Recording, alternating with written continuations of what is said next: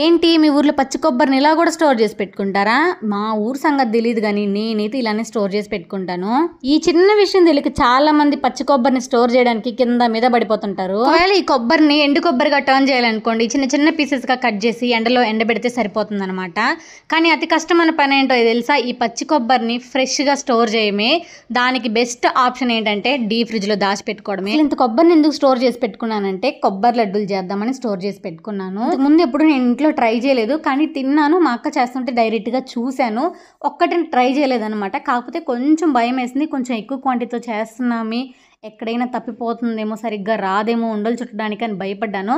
కానీ first time చేసినా సరే పర్ఫెక్ట్గా వచ్చిందనమాట. దీంట్లో మెయిన్ పార్ట్ ఏంటంటే వాటర్ అనేది కొంచెం తక్కువగా పోసుకోవాలి, కరెక్ట్గా బెల్లానికి సరిపడా వేసుకోవాలి, అంతేనమాట. మిగతాదంతా సింపుల్ ప్రాసెస్సే.